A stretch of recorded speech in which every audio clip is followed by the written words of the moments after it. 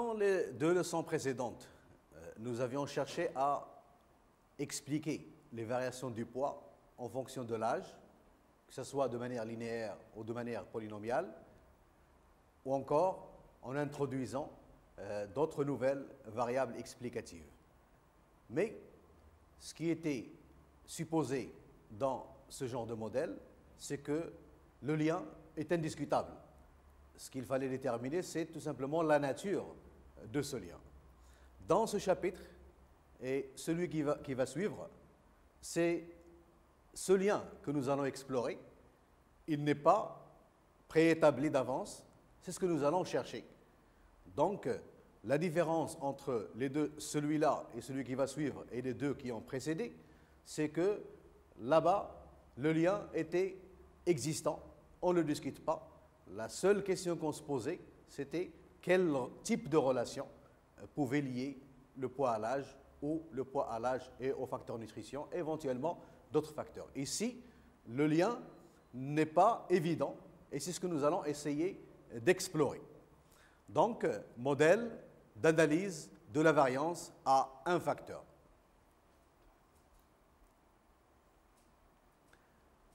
D'abord, une introduction, puisque c'est un nouveau type de situation qu'il faut comprendre. Puis, on définira le modèle, donc définition du modèle et estimation des paramètres qui lui sont associés. Et très rapidement, nous allons évoquer les tests d'hypothèse d'intérêt dans ce modèle. Alors, tout de suite, l'introduction. Dans le chapitre 20, on a vu comment on peut comparer 2 traitements, donc les moyennes de 2 échantillons, en utilisant, dans le cas normal, un test de student. Ici, on va étendre cette comparaison à plus de 2 traitements. Donc, rappelez-vous, dans le chapitre que je viens d'évoquer, la leçon 20, nous avions comparé 2 médicaments et voir si l'un n'était pas plus efficace que l'autre, notamment le nouveau, le deuxième. Ici, la comparaison ne se fera pas entre 2 traitements seulement, mais entre plusieurs à la fois. Pour comparer la moyenne de 3 échantillons, par exemple, on peut penser à faire des comparaisons 2 à 2 en utilisant à chaque fois un test de student. Donc, la comparaison de 2 moyennes, on l'a déjà faite, et elle était faite en utilisant le test de student. Maintenant, nous avons 3 moyennes à comparer entre elles. On peut se dire, pour comparer 3 moyennes, on peut faire 3 comparaisons de ces moyennes 2 à 2, et donc à chaque fois, utiliser le test de student, et on peut avoir une conclusion globale. On utiliserait alors 3 tests dans ce cas-là, puisque la comparaison 2 à 2, 3 en moyenne va impliquer 3 tests. Puisque pour chaque comparaison, on est exposé à commettre une erreur. La conclusion finale est entachée d'une erreur qui peut être très importante. Je répète, si on se propose de faire la comparaison de ces 3 moyennes 2 à 2 dans cet exemple, et si donc on utilise 3 tests, nous avions dit que pour chaque test, à chaque fois qu'on tire une conclusion, il y a une erreur. Et alors, nous allons faire une conclusion finale, basée sur les 3 différentes conclusions partielles au niveau de chaque test. Ce qui fait qu'à chaque fois, on a commis une erreur, et globalement, l'erreur pourrait être très importante. Et donc, c'est le genre de choses à éviter. Dans la suite, on propose une méthode de comparaison globale en utilisant un seul test. Donc, un seul test pour faire cette comparaison multiple. Ceci permettra de maîtriser l'erreur commise dans la conclusion finale. Donc, la proposition que nous allons faire ici va nous éviter de faire 3 tests et donc de commettre une erreur peut-être incontrôlable, et même si on arrive à la contrôler, elle pourrait être très importante. Alors, exemple, une machine est utilisée pour fabriquer un composant électronique. 4 opérateurs se relaient sur cette machine. L'objectif est de comparer leur rendement. Donc, il y a une machine qui fabrique un composant électronique.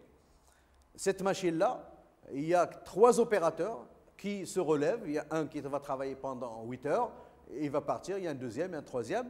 Notre objectif maintenant, c'est de comparer le rendement de chacun de ces 3 opérateurs. On a choisi 1 heure au hasard pour chacun et on a obtenu les résultats dans le tableau suivant. Alors, pour l'opérateur numéro 1, le rendement, c'est 16 éléments. 2, 19 éléments. Le troisième, 21 éléments. Et le quatrième, 17 éléments. Donc, si on regarde uniquement ces chiffres, ceci semble dire que c'est l'opérateur numéro 3 qui travaille le plus. Et c'est l'opérateur numéro 1 qui travaille le moins. Mais, depuis le début de ce cours, nous avions appris à nous méfier des conclusions de ce type parce que les données varient d'une répétition à une autre. Il se peut que si on choisit une autre heure et on refait le compte des éléments qui ont été fabriqués par chacun, on trouverait une situation inversée. Donc, sur la base uniquement de ces données, nous ne pouvons pas finalement tirer la conclusion que je viens de faire avec certitude. Il faut avoir une certaine méfiance. Ces données semblent révéler que l'opérateur numéro 3 a le meilleur rendement et que l'opérateur numéro 1 a le plus faible rendement. Ce classement sera-t-il conservé si on leur fait faire un autre essai? Et c'est ce que j'avais dit tout à l'heure. Est-ce que si on leur fait faire un autre essai, est-ce qu'il y aura le même classement? Celui qui travaille le plus continuera à travailler le plus et celui qui travaille le moins continuera à travailler le moins. Donc la question est posée. Tenant compte de la variabilité des résultats d'un essai à un autre, on décide de faire 3 essais pour chacun et on a les résultats suivants. Donc là, au lieu de prendre uniquement 1 heure pour chacun, nous allons prendre 3 fois 1 heure et donc donner un peu plus de chance à celui que nous avions tout à l'heure qualifié de mauvais travailleur pour voir qu'est-ce qui va se passer. Ben voilà ce que nous obtenons. Au premier essai, 17, 20, 20 pour le premier opérateur, 17 au premier essai, 20 au deuxième et 20 au troisième. Deuxième opérateur, 19, 21, 20, 20, 17, 17, 16, 21, 20. Voilà donc les résultats obtenus à chacun des essais pour chacun de ces 4 opérateurs. Donc finalement, on voit que tout à l'heure il y avait un 21, maintenant il y a aussi un 21 ici. Il y avait un 16, mais il y a aussi un 21. Donc les choses ne sont pas si évidentes telles qu'il le semblait tout à l'heure. Alors, on dira qu'on a répliqué la première expérience 3 fois. Donc, puisqu'on a changé un essai en 3, on va dire qu'on a répliqué la première expérience 3 fois. Et alors, on va noter YI1, YI2 et YI3, les réplications. Donc, ces valeurs-là sont dites réplications. De manière générale, des réplications sont des observations faites dans les mêmes conditions expérimentales. Donc, vous voyez ici qu'il y a le 1, 2, 3 qui change, mais le I le même. Ça veut dire quoi? Ça veut dire qu'on a le même opérateur. Donc, ça, c'est les résultats des 3 essais d'un même opérateur I. Et ces 3 résultats, on va les appeler réplications puisque c'est le rendement dans les 3 essais du même opérateur. Et les différences entre ces 3 valeurs ne seront pas dues à une différence entre opérateurs puisqu'il s'agit du même opérateur. Donc voilà, de manière générale, nous parlerons de réplication quand il s'agit d'observations répétées dans les mêmes conditions. Donc il n'y a aucune raison de dire que les différences seraient structurelles dues à une différence entre individus, puisque là, c'est le même individu. On note YIJ, le rendement du IM opérateur à son JM et C. Donc, le I se réfère à l'opérateur et le J se réfère au JM et C de ce même opérateur. La moyenne des 3 essais pour cet opérateur est notée YI point. Donc, c'est la moyenne sur J. Et c'est la moyenne des 3 valeurs obtenues comme rendement de ce même opérateur I. Leur variance est notée S carré I, la variance de ces 3 réplications. On note Y point point, la moyenne de toutes les YIJ, qui est aussi la moyenne des YI points, puisque les YI points sont des moyennes partielles, et le Y point point, c'est la moyenne totale de toutes les observations prises pour les différents opérateurs et pour les différents essais. Donc ça, ce sont les notations que nous allons adopter. La comparaison des 4 opérateurs se fait sur la base de ces moyennes des YI points. Donc voilà, pour le premier opérateur, la moyenne, son rendement moyen en 3 essais, c'est 19. Pour le deuxième, c'est 20. Pour le troisième, c'est 18. Et pour le dernier, c'est 19. La moyenne générale de toutes ces valeurs, donc de ces 4 valeurs aussi, c'est 19. Alors, qu'est-ce qu'on constate? Finalement, bien qu'il y ait un 16, il y a un 21, la moyenne pour chaque opérateur ne diffère de cette moyenne que de 1 au maximum. Donc celui-là a exactement la moyenne générale, celui-là la moyenne générale, celui-là un point au-dessus de la moyenne générale et celui-ci un point au-dessous de la moyenne générale. Donc finalement, les choses qui semblaient être évidentes quand on avait un seul essai ne semblent pas si évidentes dans ce contexte. Et donc il est difficile maintenant de dire que tel opérateur travaille mieux que tel autre. Si maintenant nous regardons cette somme au carré qui nous a servi à calculer le SI carré, donc la variance pour chaque opérateur.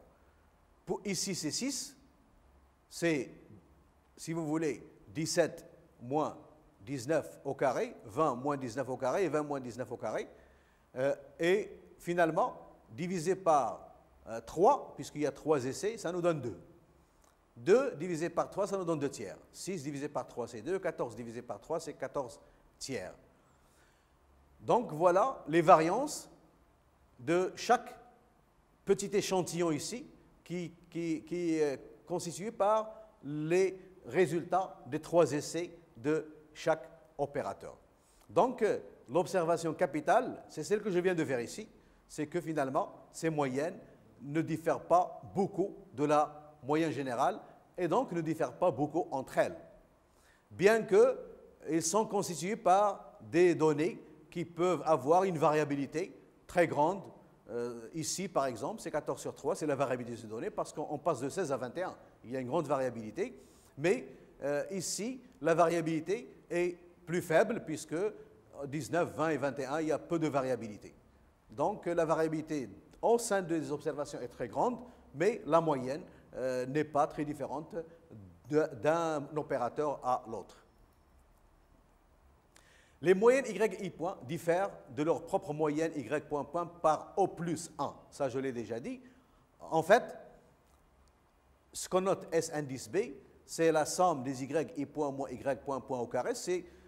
Ceci nous mesure de combien ces moyennes pour chaque opérateur diffèrent de la moyenne générale et ça nous donne 2 quarts. Ces données supportent l'absence de différence significative entre les rendements des 4 opérateurs. Donc, à première vue, on peut tout de suite croire qu'il n'y aurait pas une différence significative dans le rendement entre nos différents opérateurs.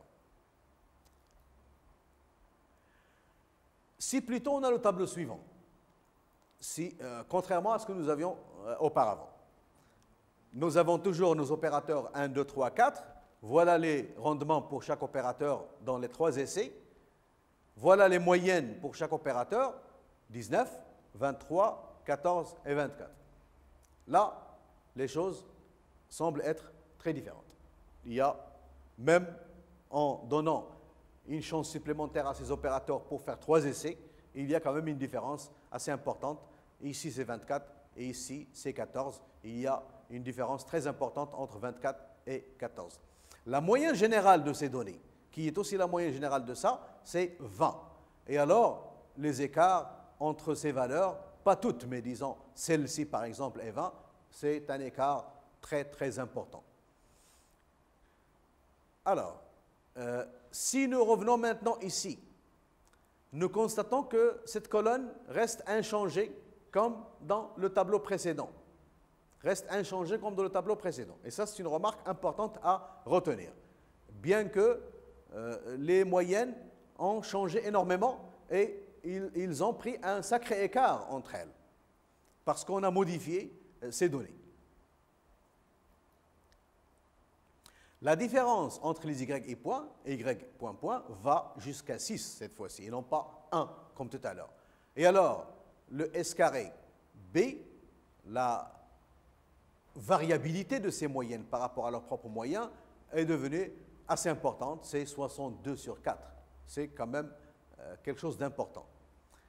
Elle est grande, et donc les données ont tendance à suggérer une différence significative entre les rendements de ces 4 opérateurs.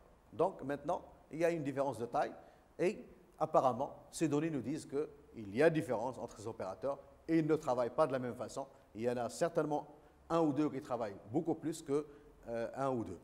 Donc il y a une différence notable entre le rendement de ces 4 opérateurs. Remarque, les données dans le dernier tableau sont obtenues à partir du précédent en translatant celles relatives aux opérateurs 2 par 3, 3 par moins 4 et 4 par 5.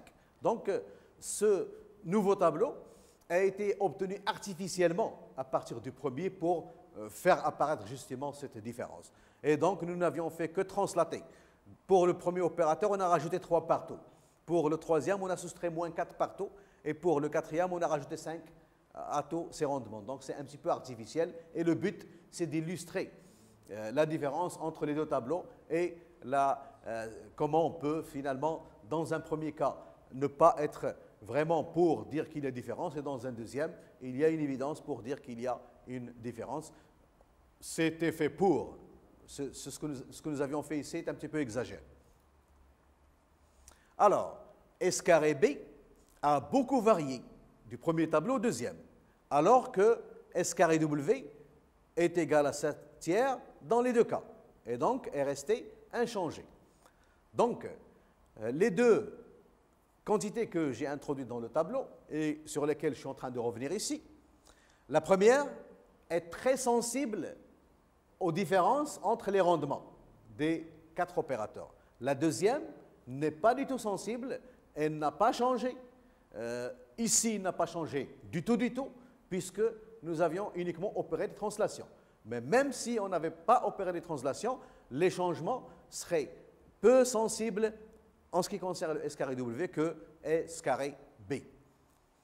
Donc finalement, je crois que d'après la remarque que je viens de faire, nous pouvons nous baser sur ce S carré B pour décider est-ce que la différence entre les rendements des opérateurs est significative, donc il y a une différence, ou bien la différence n'est pas significative, ça veut dire qu'elle peut y avoir une différence, mais elle est accidentelle.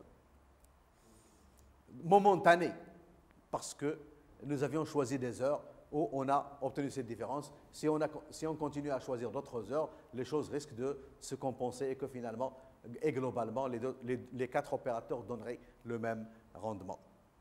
Alors, définition du modèle et estimation des paramètres. Voilà donc, l'essentiel a été dit jusqu'à maintenant. Maintenant, nous allons passer au formalisme qui va nous permettre, si vous voulez, d'aller un peu de l'avant et de manière un peu plus vite. On suppose qu'on a M opérateurs. Donc, au lieu de 3, je généralise pour dire que j'ai opérateur, et au lieu de 4, pardon, M opérateurs, et au lieu de 3 essais, je suppose qu'on a K essais pour chacun. On considère la variable aléatoire Y et J associe associé au JMSC du IM opérateur, donc, dont YIJ, le petit y, dans l'exemple, est considéré comme une valeur observée. Donc, il y a la valeur variable aléatoire qui va être associée au JMSC du IM opérateur, mais il y aura la valeur observée une fois l'expérience est faite. Donc, le petit y, c'est un nombre, contrairement au y qui est une variable aléatoire. Alors, on suppose que les y et j sont indépendantes et de même variance sigma carré. Ça, c'est une constante qui revient tout le temps dans ce type de modèle. Et que pour tout i, y1, y2, yik, qu'est-ce que ça veut dire y1, yik? Ce sont les données relatives à un seul opérateur, le im, en la même distribution. Et alors, puisqu'ils ont la même distribution, ils sont indépendantes, elles constituent un échantillon aléatoire.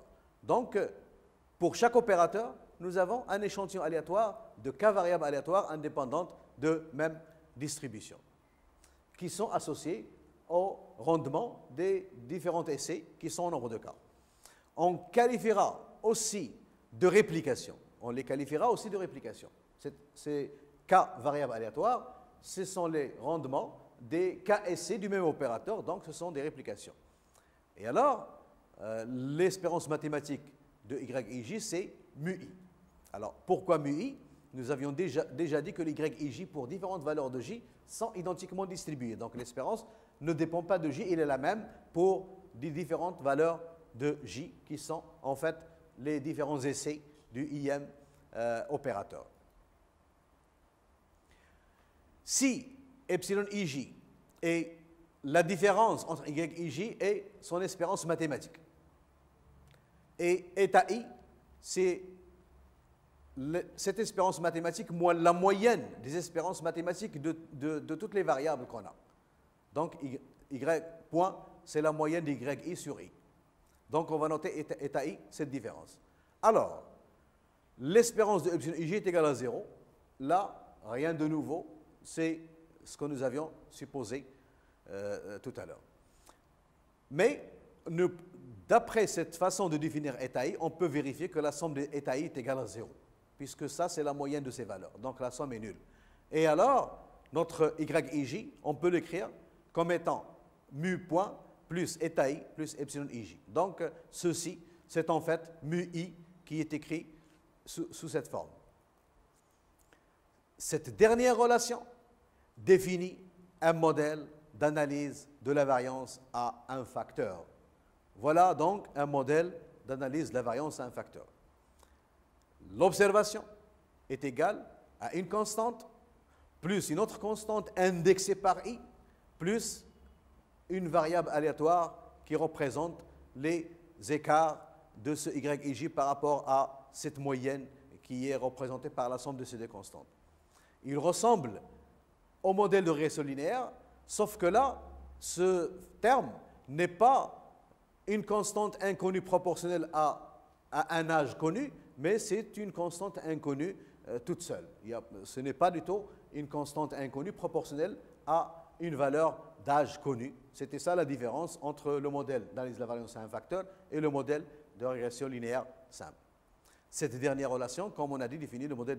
On peut aussi écrire ce modèle sous cette forme, où on remplace les grandes variables aléatoires y et j par leur valeur observée. Et dans ce cas-là, le epsilon ij est remplacé par les écarts que font ces valeurs observées par rapport à cette partie constante, comme on l'a déjà fait pour le modèle de régression.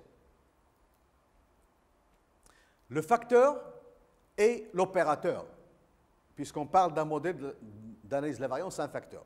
Et il est dit à m niveaux, puisqu'il y a m opérateurs.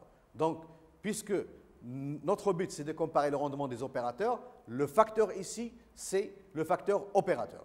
Et il est dit à m niveaux, dans l'exemple à 4 niveaux, puisque nous avions 4 opérateurs.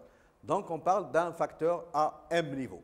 Pour chaque niveau, on a k réplications. Donc, ça, c'est un jargon que nous avions déjà introduit et qui, j'espère, bien compris jusqu'à maintenant. Alors, l'espérance de YIJ, c'est mu, on l'a déjà vu, et par suite, l'espérance de y point est aussi mu i, puisque ça ne dépend pas de j, la moyenne c'est aussi mu i. Et l'espérance de y point point, c'est mu point point, le premier terme dans le modèle. Par suite, l'espérance de cette différence, c'est mu i moins mu point point qu'on a noté eta i. Alors, d'après ces relations, on peut dire que le eta i est considéré comme l'effet du facteur à son ième niveau. Donc, l'effet du facteur à son ième niveau. Le eta i, qui est défini comme ça, on l'appelle l'effet de notre facteur opérateur à son ième niveau, c'est-à-dire le ième niveau, c'est le ième opérateur. On peut vérifier que y point, y point point et y point moins y point point sont les estimateurs de mu i de ces constantes, mu point et eta i par la méthode des moindres carrés. Donc, on ne va pas chercher à les calculer, mais si nous voulons estimer ces paramètres par la méthode des moindres carrés, les estimateurs qu'on trouvera, les estimations, pardon, parce que ce sont des nombres, c'est bien ces trois valeurs.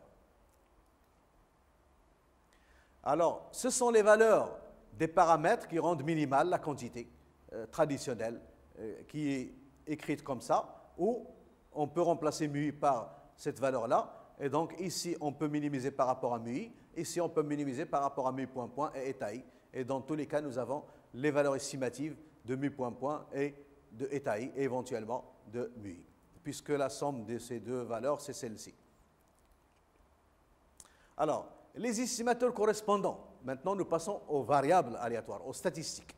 Y point, y point point, y point moins y point point sont des estimateurs sans biais de ces facteurs. Et de variances respectives, sigma carré sur k pour le premier, sigma carré sur mk pour le second, sigma carré fois m-1 sur mk pour le dernier. Donc celui-là, sa variance est cette dernière. Et une estimation de sigma carré est donnée par ce SI carré qui est défini comme ça. Alors, qu'est-ce que c'est que ce SI carré? Ce SI carré, c'est la variance des observations associées à un opérateur, c'est le ième opérateur. Donc, ceci, c'est une estimation de sigma carré. Alors, l'estimateur correspondant, en passant au grand Y, noté grand SI carré, écrit de la même façon, sauf qu'à la place des observations, on a les variables aléatoires à observer. N'est pas son biais. Donc, son espérance mathématique n'est pas le paramètre qu'il veut estimer. C'est plutôt ce nouveau estimateur où on a modifié K par K-1 ici, qui est son biais. Et ça, c'est quelque chose que nous avions déjà eu l'occasion de rencontrer. L'estimateur V carré, qui est la somme de ces VI carrés divisé par M, est aussi son biais, mais plus précis que chaque VI carré. Donc, c'est plutôt celui-là qu'on aimerait utiliser pour estimer sigma carré, parce que non seulement il est sans biais, mais il est plus précis. Plus précis pourquoi? Parce qu'il a une variance plus petite. En fait, le V carré, il est écrit comme ça, à partir de la définition des VI carrés. Donc voilà sa valeur. C'est S carré W multiplié par K, le tout divisé par K-1.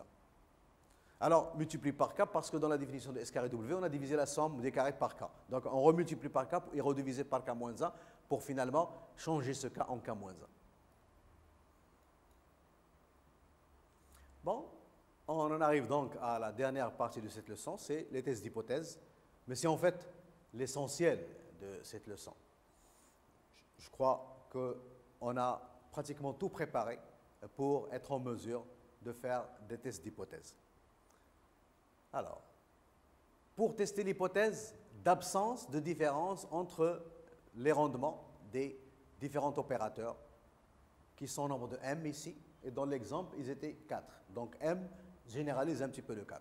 On suppose que YIJ est normal mu I sigma carré. Donc, c'est devenu un réflexe chez nous. Depuis qu'on a commencé à parler de modèle de régression et d'analyse de la variance, Pour l'estimation, on suppose l'indépendance des variables aléatoires, la même variance pour toutes ces variables aléatoires, mais dès qu'on veut aborder la partie test, on suppose la normalité des observations. Donc, on suppose que les observations sont normales.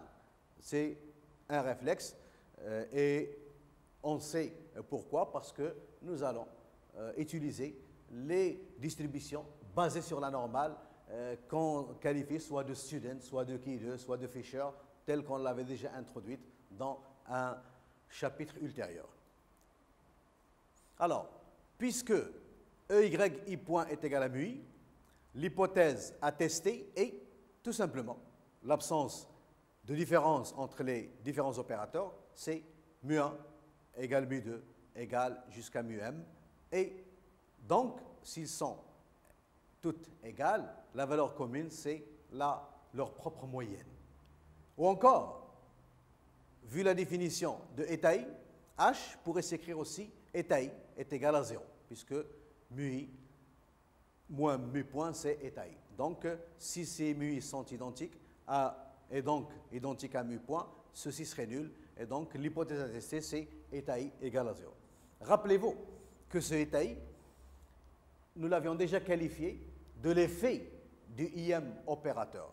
Donc, finalement, le fait que eta i égale à 0 signifie une absence d'effet, donc de différence entre le rendement des différents opérateurs.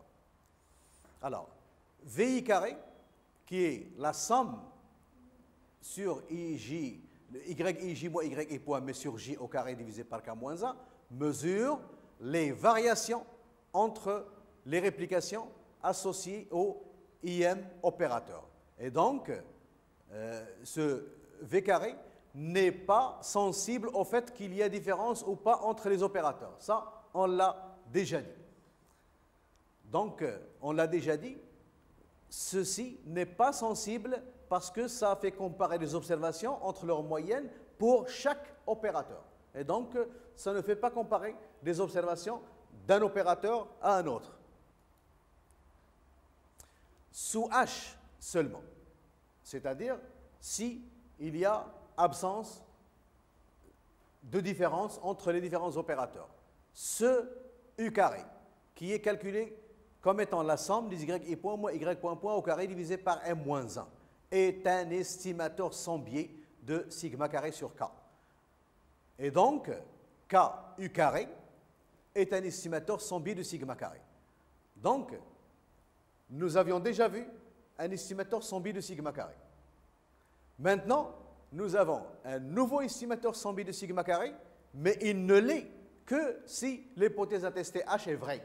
Si cette hypothèse-là n'est pas vraie, ceci ne serait pas un estimateur sans biais de sigma carré. En fait, U carré, la valeur observée de ce U carré, on peut vérifier que c'est M S carré B, que nous avions déjà vu, divisé par M moins 1.